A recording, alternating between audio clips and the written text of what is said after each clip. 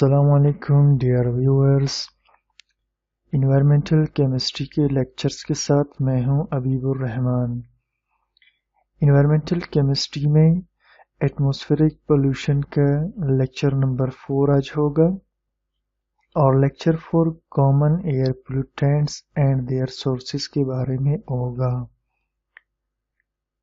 Year pollution اور air pollutants کو پہلے ڈیفائن کر لیتے ہیں، پھر ٹاپک کی طرف چلتے ہیں۔ تو ایئر پولوشن آج ایک بہت بڑا پرابلم ہے پوری دنیا کا، اور یہ لوگوں کے ساتھ بھی ہے مسئلہ اور قوموں کے ساتھ بھی۔ People are pumping enormous volumes of harmful pollutants, لوگ بھیج رہے ہیں یا داخل کر رہے ہیں بڑی مقدار میں نقصان دہ پولوٹینٹس کو ایٹماسفیئر میں روزانہ، اور یہ پولوٹینٹس نہ صرف خطرناک ہوتے ہیں پلانٹس کی صحت کے لیے، اینیملز اور پیپلز کی صحت کے لیے، بلکہ یہ ایک بہت بڑا حصہ ڈالتے ہیں کلائمیٹ کی چینج میں، جو آج کل ہم پوری دنیا میں دیکھ رہے ہیں۔ تو کم کر دینا والیوم ان پولوٹینٹس کا،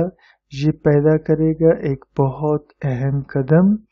مینیج کرنے میں منفی اثرات کو موسم کے، یعنی اگر ہم کسی طریقے سے ان کی مقدار کو کم کر دیں پولوشن کی، تو پھر جو ہے یہ کلائمیٹ چینج میں اور اس کے اثرات کو، برے اثرات کو ختم کرنے میں اہم ہوگا۔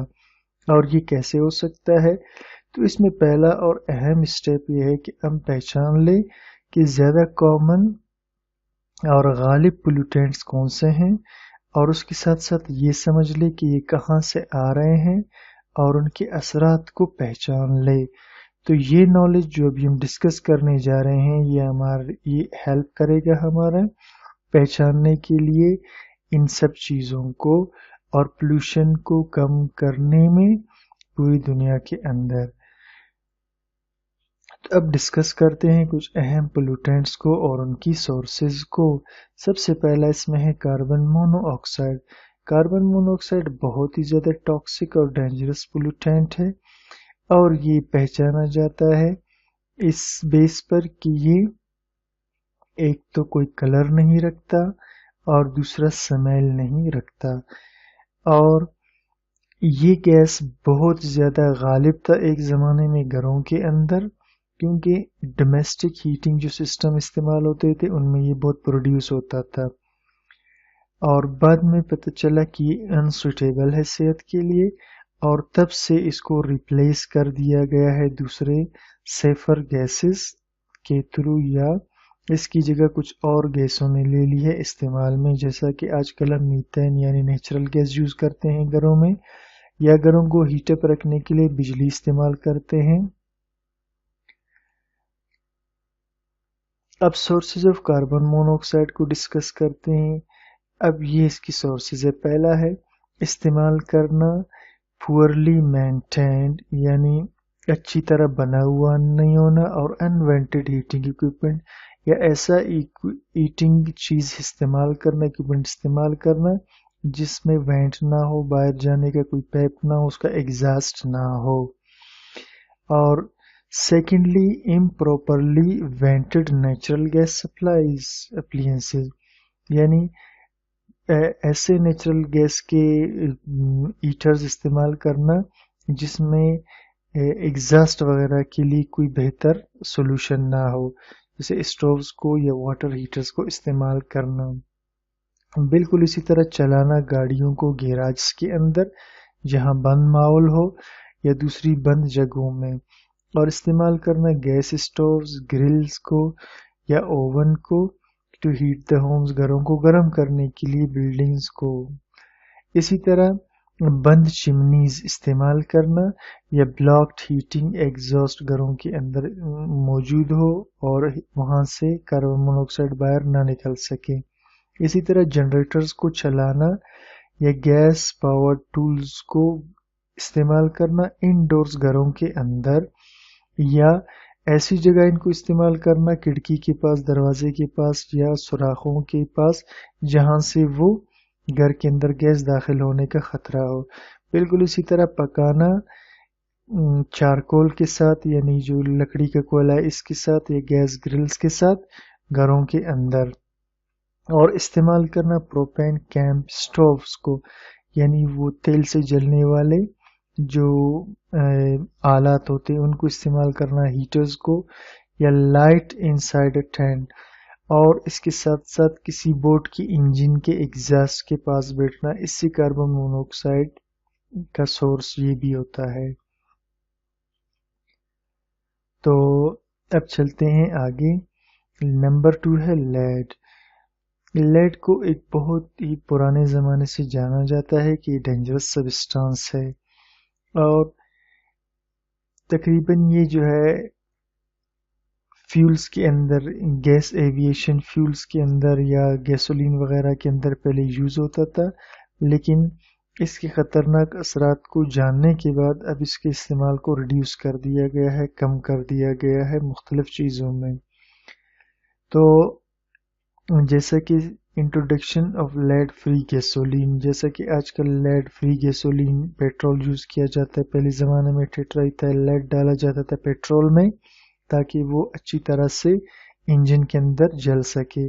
تو والیوم لیڈ کا ایٹماسفیئر میں کافی حد تک کم ہوا ہے لیڈ فری گیسولین کی وجہ سے۔ اچھا جی، تو سورسز پڑھتے ہیں لیڈ کے۔ لیڈ پایا جاتا ہے تمام پارٹس میں انوائرمنٹ کے، یعنی ہوا میں، مٹی میں، واٹر میں، اور اندر گھروں کے، اور اس کا زیادہ تر ایکسپوجر انسانوں کو جو ہوتا ہے وہ ان ایکٹیویٹیز میں جس میں جو استعمال ہوتے ہیں فوسل فیولز میں، یعنی جس میں لیڈڈ گیسولین یوز کیا جاتا تھا، اور کچھ انڈسٹریل فیسلٹیز میں لیڈ یوز کیا جاتا تھا، اور پاس میں لیڈ سے بنے ہوئے گھروں کے اندر پینٹس یوز کیے جاتے تھے۔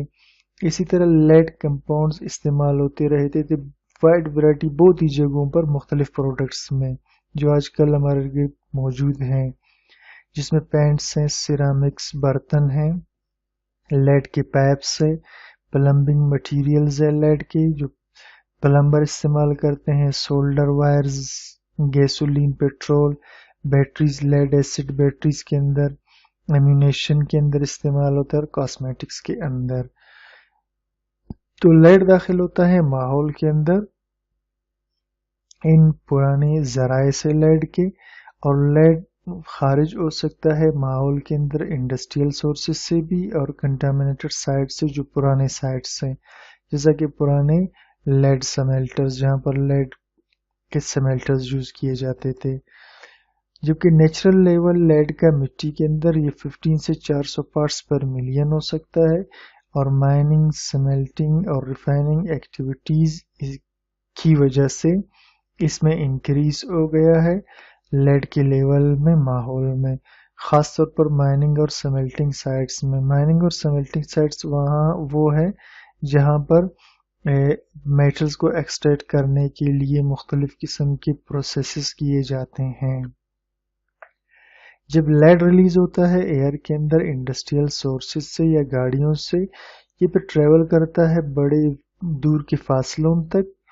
سیٹل ہونے سے پہلے، یعنی زمین پر بیٹھنے سے پہلے، اور یہ فضا میں اڑتے ہوئے چپک جاتا ہے سوائل پارٹیکلز کے اندر یا فضا کے مختلف پارٹیکلز کے۔ لیڈ پھر سوئل سے گراؤنڈ واٹر میں جا سکتا ہے، اس طرح سے گراؤنڈ واٹر کو بھی جو ہے وہ کنٹامینیٹڈ کر سکتا ہے۔ تیسرے نمبر پر ہے اوزون۔ اوزون ویسے تو برا نہیں ہے، لیکن اوزون لیئر ہمیں پتہ ہے کہ یہ ایک بڑا پروٹیکشن ہے انسانیت کے لیے ہارمفل سولر ریڈیشن سے، کیونکہ یہ فضا میں موجود ہے اور سورج کی خطرناک شعاعوں کو زمین پر آنے نہیں دیتا۔ تاہم گراؤنڈ لیول اوزون یعنی زمین پہ جو اوزون ہے وہ ایک بہت بڑا مسئلہ ہے آج کل میں۔ اوزون بہت ہی زیادہ ری ایکٹیو فارم ہے آکسیجن کی۔ آکسیجن مالیکیول یہ اوزون کے جو مالیکیول 3 آکسیجن ایٹموں سے بنا ہوتا ہے، بجائے 2 آکسیجن ایٹموں کے جو مالیکیول آکسیجن میں ہوتے ہیں، اور یہ ہمیں ضرورت ہوتی ہے سروائیو کرنے کے لیے۔ तो अपर एटमॉस्फेयर में यानी स्ट्रेटोस्फेयर में प्रोटेक्टिव ओजोन लेयर बहुत ही फायदेमंद होता है, क्योंकि ये हिफाजती खौल के तौर पर काम करता है, हार्मफुल इफेक्ट्स को रोक देता है अल्ट्रावायलेट रेडिएशन के जो सूरज से आते हैं। ताहम ओजोन अगर लोअर एटमॉस्फेयर में ट्रोपोस्फेयर में बनना शुरू हो जाए तो यहाँ पर ये पावरफुल ऑक्सीडाइजिंग एजेंट के तौर पे काम करेगा। फिर ये क्या करेगा, ये डैमेज कर देगा हमारे लंग्स को, टिश्यूज को, और वो टिश्यूज जो हमारे लीव्स के अंदर होते हैं प्लांट्स के, इन सब को ये नुकसान देगा। अब हम आते हैं सोर्सेज ऑफ ओजोन की तरफ कि ओजोन जो ग्राउंड लेवल ओजोन है वो कहाँ से बन रहा है। तो ओजोन केमिकल रिएक्शंस के थ्रू आता है, जो ओजोन प्रिकर्सर्स पैदा करते हैं एटमॉस्फेयर में। प्रिकर्सर किसी चीज को बनाने वाला कंपाउंड होता है। तो सोर्सेज ओजोन के एक्चुअली जो है प्रिकर्सर सोर्सेज ही होते हैं, यानी जितने प्रिकर्सर है वही ओजोन पैदा करते हैं। और ओजोन के प्रिकर्सर कहाँ से आते हैं, फ्यूल कंबस्शन, फ्यूल जलने से, एवेपोरेशन एसिड विद कार्स से एवेपोरेट होने वाली चीजें, ट्रक से, बसेस से, इक्विपमेंट से। और फ्यूल कंबस्शन और एवेपोरेशन जो ताल्लुक रखता है वो बड़े स्टेशनरी सोर्स से, जैसा कि पावर प्लांट्स है या ऑयल रिफाइनरीज है या फैक्ट्रीज है। और फ्यूल कंबस्शन और एवेपोरेशन जो छोटे स्टेशनरी सोर्सेज से होता है, उसमें गैसोलीन, डिस्पेंसिंग फैसिलिटीज है, और इसी तरह प्रिंट शॉप से और दूसरी जगह हैं। ऑर्गेनिक कंपाउंड्स एवेपोरेशन जो है कंज्यूमर प्रोडक्ट्स, ऑर्गेनिक कंपाउंड्स की एवेपोरेशन जो होती है कंज्यूमर प्रोडक्ट से, जैसे पेंट से, क्लीनर से या सॉल्वेंट से।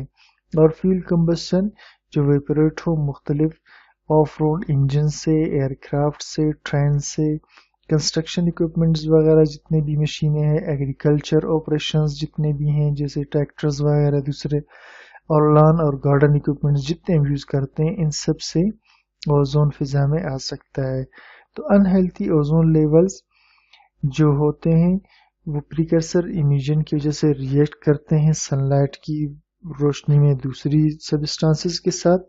या वार्म टेम्परेचर की वजह से दूसरी सब्सटेंसेस के साथ ये रिएक्शन करते हैं, या लाइट विंड्स की वजह से।